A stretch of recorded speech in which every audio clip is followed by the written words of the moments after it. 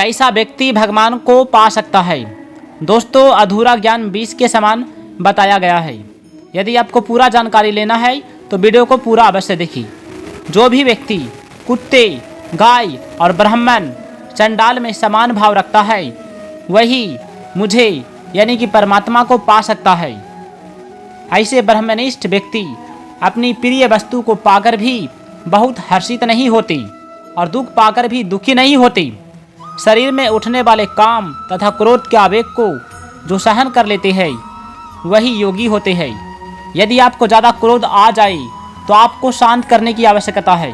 यदि आप शांत नहीं कर पाते हो तो आपको बहुत ही हानि होगी, क्योंकि क्रोध के आवेश में आकर कभी कभी मनुष्य अपना गुरु का भी अपमान कर देते हैं। और मनुष्य को लोभ नहीं करना चाहिए, क्योंकि लोभ ही पाप का जड़ है। जिनके पाप नष्ट हो गए हैं तथा जो सभी प्राणियों के हित में लगे हुए हैं वे ब्राह्मण को प्राप्त कर लेते हैं। काम क्रोध पर काबू रखने वाले सब प्रकार शांति और ब्राह्मण को प्राप्त कर लेते हैं। विषय भोगों की इच्छा को त्याग कर जो दृष्टि को भ्रिकुटी के बीच में टिकाकर मन बुद्धि को एकाग्र करके ईश्वर का चिंतन करता है वही योगी है। जो मेरा भक्त है वह मुझे सर्वव्यापक मानकर दयालु, प्रेमी तथा यज्ञ तपों का फल समझता है, वह भी मुझको तथा शांति पा लेता है।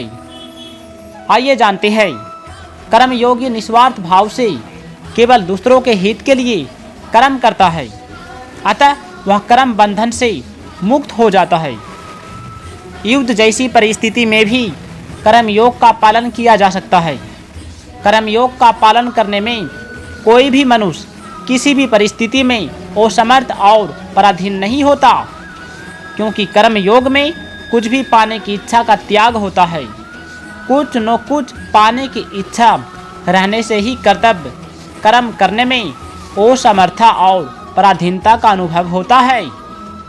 दोस्तों, जिस कर्म से अपने लिए किसी प्रकार के भी सुख भोग की इच्छा नहीं होती वह क्रिया मात्र है, धर्म नहीं है।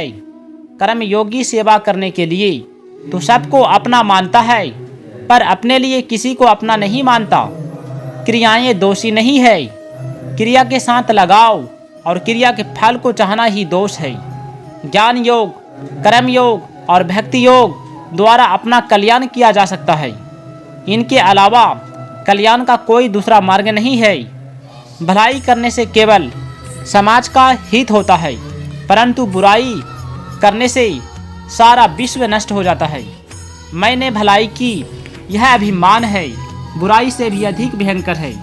इसलिए दोस्तों, आप चाहे कितना भी बड़े बलवान क्यों ना हो जाए, आप कितना भी अमीर क्यों ना हो जाओ, फिर भी आपको कभी भी घमंड अहंकार नहीं करना चाहिए, क्योंकि अहंकार रावण का तो नहीं रहा, कंस का भी नहीं रहा, तो आपका कैसे रह जाएगा। इसलिए भगवान श्री कृष्ण कहते हैं हमें कभी भी अपमान किसी का नहीं करना चाहिए, हमें कभी क्रोध नहीं करना चाहिए, हमें लोभ नहीं करना चाहिए, हमें अहंकार नहीं करना चाहिए। हमें जितना भी मिला है हमें उतना में ही खुश रहना चाहिए, क्योंकि लोभ करने से खुद का ही हानि होता है, खुद का ही विनाश होता है।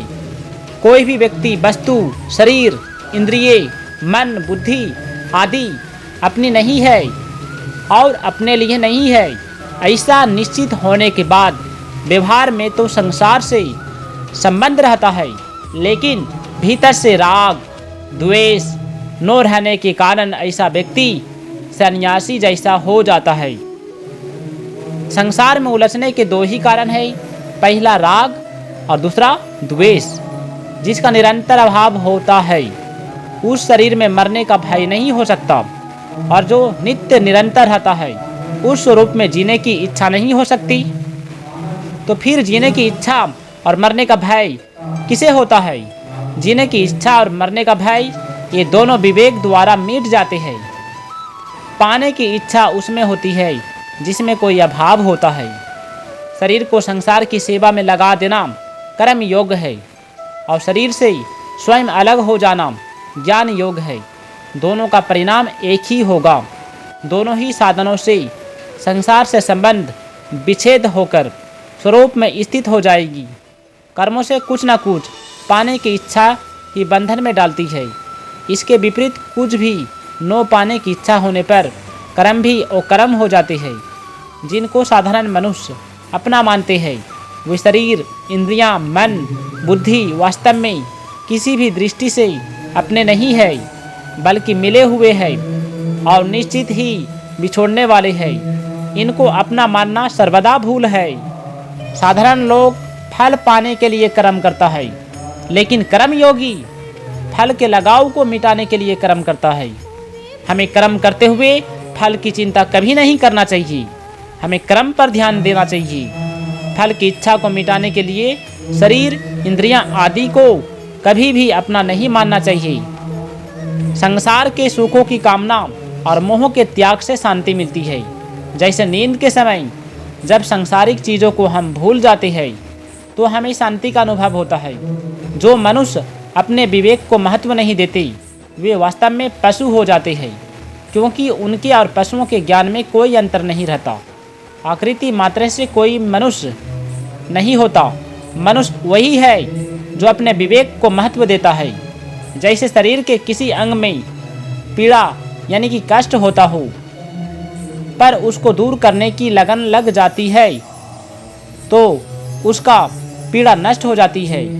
ऐसे ही किसी प्राणी मात्र को दुख दर्द होने पर उसको दूर करने की लगन लग जाए तब समता आती है। ममता के रहते हुए समता का भाव आना असंभव है। जल समान रूप से सबकी प्यास बुझाता है। वह ऊंच नीच, छोटे बड़े में भेद नहीं करता। जैसे चींटी रेत में मिले हुए चीनी के कणों को पकड़कर निकाल लेती है, ऐसे ही ज्ञानी लोग अपने विवेक से झूठे संसार में व्याप्त सत्य के तत्वों को पकड़कर ग्रहण कर लेते हैं। इच्छा उत्पन्न होते ही मनुष्य पराधीन हो जाता है।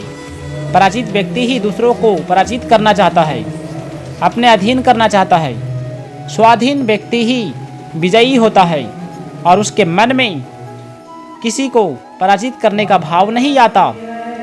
भोगी व्यक्ति दुखों से नहीं बच सकता। क्रोध के वेग को सहन कर लेना चाहिए, उसके वशीभूत नहीं होना चाहिए, क्योंकि क्रोध के वश में होकर शरीर प्रतिक्रिया करने लगता है। जो व्यक्ति सत्य रूपी तत्वों को पाने का दृढ़ संकल्प कर लेता है उसकी इंद्रियां सरलता से उसके वश में हो जाती है। दोस्तों, यदि आपको यह वीडियो अच्छा लगा है तो इस वीडियो को लाइक करें और चैनल को सब्सक्राइब करें और कमेंट में अवश्य लिखना जय श्री कृष्ण, जय श्री कृष्ण, जय श्री कृष्ण, जय श्री कृष्ण।